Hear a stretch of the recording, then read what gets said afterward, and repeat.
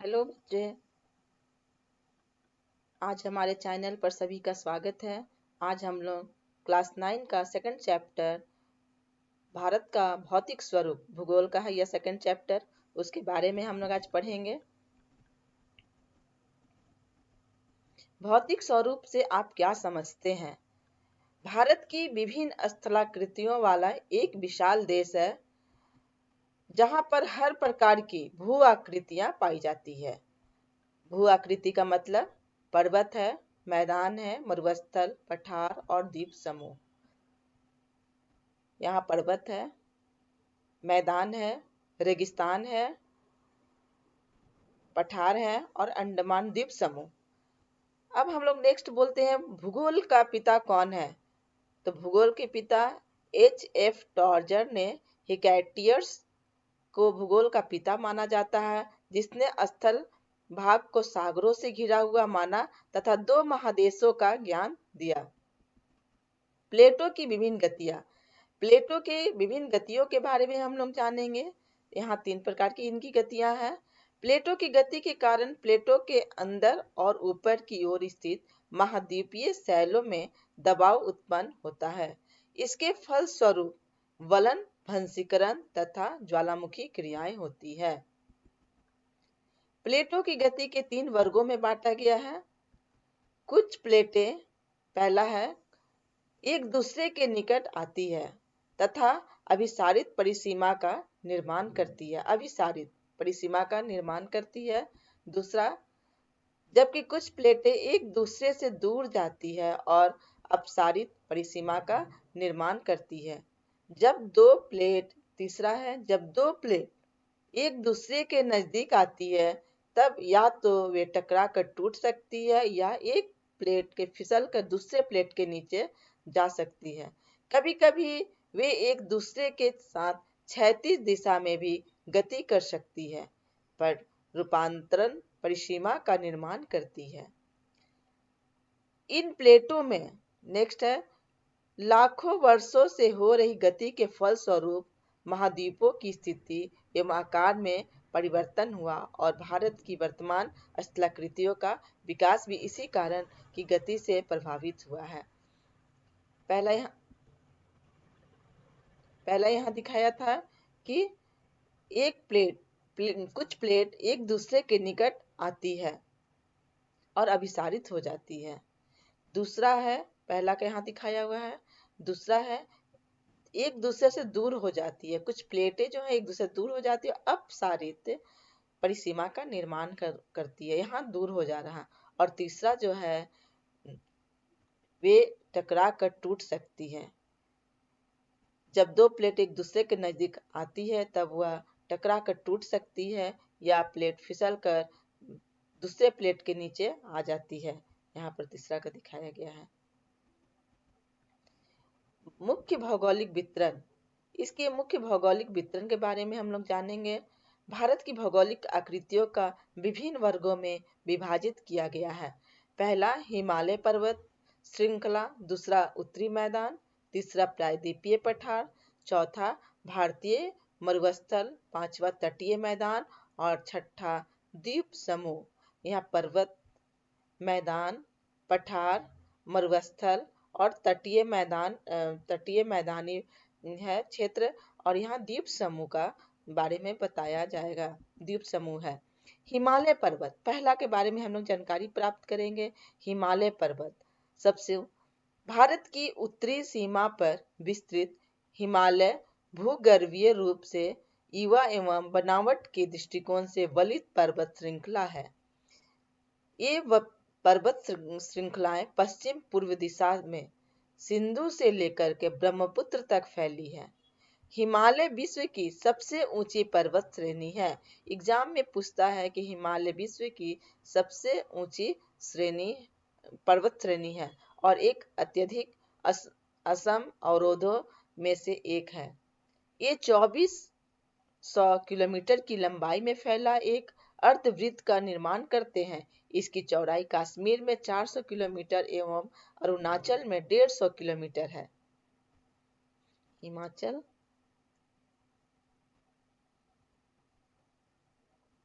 Next हम लोग पढ़ेंगे हिमालय की कुछ ऊंचे शिखर जैसे माउंट एवरेस्ट, कंचनजुंगा, मकालू, धौलागिरी और अन्य भी हैं। नंगा पर्वत, अन्नपूर्णा, नंदा देवी, कामेटी, नामचा, बड़ुआ, गुमला, मंदाता, ये सब कुछ ऊंचे शिखर हैं हिमालय पर्वत के। उसके बाद हम लोग नेक्स्ट उत्तरी मैदान के बारे में जानेंगे। उत्तरी मैदान 3 प्रमुख नदी प्रणाली जैसे सिंधु नदी, गंगा एवं ब्रह्मपुत्र नदी तथा इसके सहायक नदियों से बना है। यह मैदान जलोढ़ मृदा से बना है। यह जो मैदान बनता है जलोढ़ मिट्टी, लाखों वर्षों में हिमालय के गिरिपाद में स्थित बहुत बड़े बेसिन द्रोणी में जलोढ़ का निक्षेप हुआ, जिससे इस उपजाऊ मैदान का निर्माण हुआ। इसका विस्तार 7 लाख वर्ग किलोमीटर के क्षेत्र में है। यह मैदान लगभग 2400 किलोमीटर लंबा और 240 से 320 किलोमीटर चौड़ा है। दोआब, हम लोग दोआब के बारे में जानेंगे। दोआब किसे कहते हैं? दोआब का अर्थ होता है दो नदियों के बीच का भाग। दोआब दो शब्दों से मिलकर बना है, दो तथा आब अर्थात पानी। इसी प्रकार पंजाब में भी दो शब्दों से मिलकर बनता है। पंज का अर्थ होता है 5, आब का अर्थ होता है पानी। अब हम लोग जानेंगे खादर के बारे में। खादर किसे कहते हैं?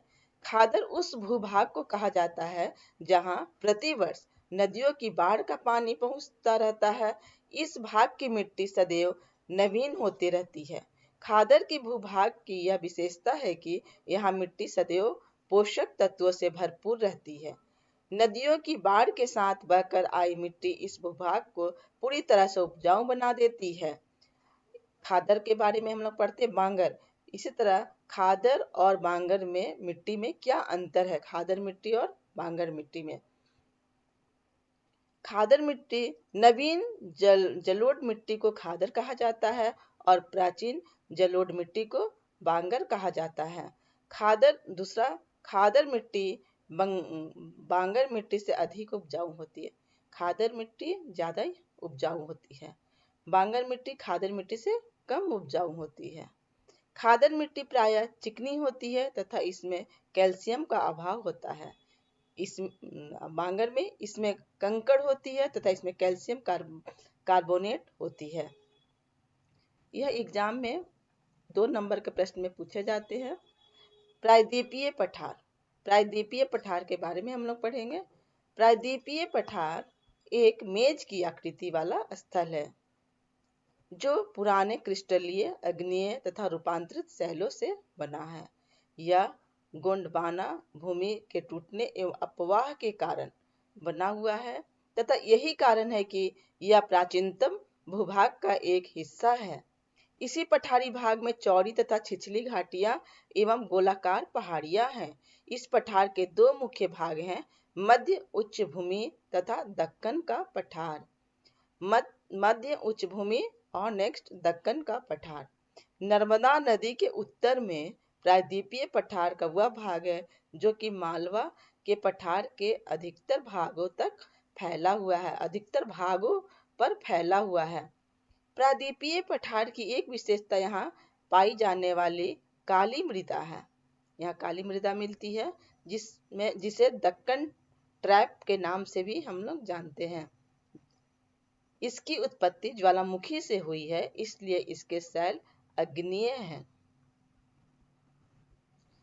नेक्स्ट भारतीय मरुस्थल। अरावली पहाड़ी के पश्चिम किनारे पर थार का मरुस्थल स्थित है। यह बालू के टिब्बों से ढका एक तरंगित मैदान है, तरंग के जैसे दिखता है। इस क्षेत्र में प्रतिवर्ष 150 मिलीमीटर से भी कम वर्षा होती है। इस शुष्क जलवायु वाले क्षेत्र में वनस्पति बहुत कम होता है। वर्षा ऋतु में भी कुछ सरिताएं दिखती हैं और उसके बाद वे बालू में ही विलीन हो जाती है। पर्याप्त जल नहीं मिलने से वे समुद्र तक नहीं पहुंच पाती। केवल लूनी इस क्षेत्र की सबसे बड़ी नदी है। कभी एग्जाम में आते हैं कि रेगिस्तानी मरुस्थल की सबसे बड़ी नदी का क्या नाम है, तो लूनी नदी। तटीय मैदान नेक्स्ट हम लोग का है। प्रायद्वीपीय पठार के संकीर्ण तटीय पट्टियों का विस्तार है। यह पश्चिम में अरब सागर से लेकर पूरब में बंगाल की खाड़ी तक विस्तृत है। पश्चिमी तट, पश्चिमी घाट तथा अरब सागर के बीच स्थित एक संकीर्ण मैदान है। इस मैदान के 3 भाग हैं। तट के उत्तरी भाग को कोंकण, जो मुंबई और गोवा आते हैं, मध्य भाग को कन्नड़ मैदान और दक्षिणी भाग को मालाबार तट कहा जाता है।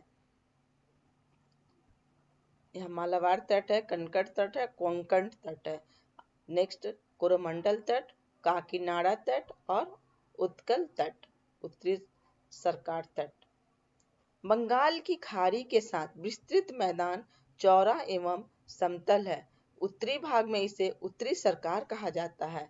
उत्तरी भाग में इसको उत्तरी सरकार कहा जाता है, जबकि दक्षिणी भाग में कोरोमंडल तट के नाम से आता है। कोरोमंडल तट एग्जाम में पूछे जाते हैं कि दक्षिण भाग में कोरोमंडल कहाँ पर स्थित है, तो दक्षिण भाग के में कोरोमंडल तट स्थित है। बड़ी नदियां जैसे महानदी, गोदावरी, कृष्णा, कावेरी इस तट का विशाल डेल्टा का निर्माण करती है। चिल्का झील पूर्वी तट पर स्थित एक महत्वपूर्ण भूलक्षण है। चिल्का झील उड़ीसा में है।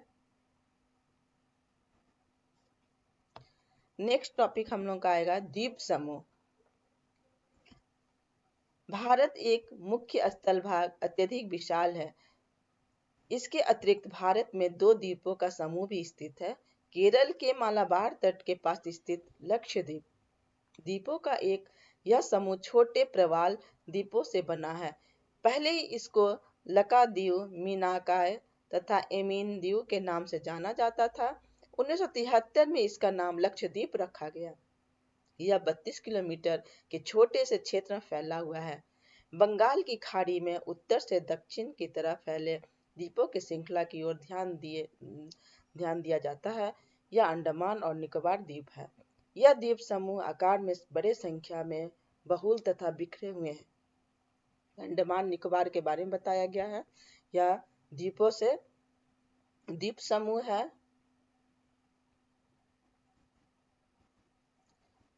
अब इस पाठ के हम लोग कुछ इंपॉर्टेंट प्रश्नों पर चर्चा करेंगे, जैसे भारत की भौगोलिक वितरण के बारे में लिखें।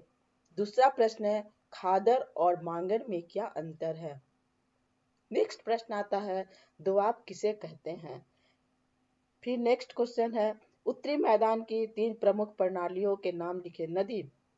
3 नदी सिंधु, गंगा और ब्रह्मपुत्र से, ये 3 नदी सहायक नदियों से मिलकर बना हुआ है। हिमालय के सबसे ऊंचा शिखर का नाम लिखे। तो हिमालय के सबसे ऊंचे शिखर का क्या नाम है? Mount Everest.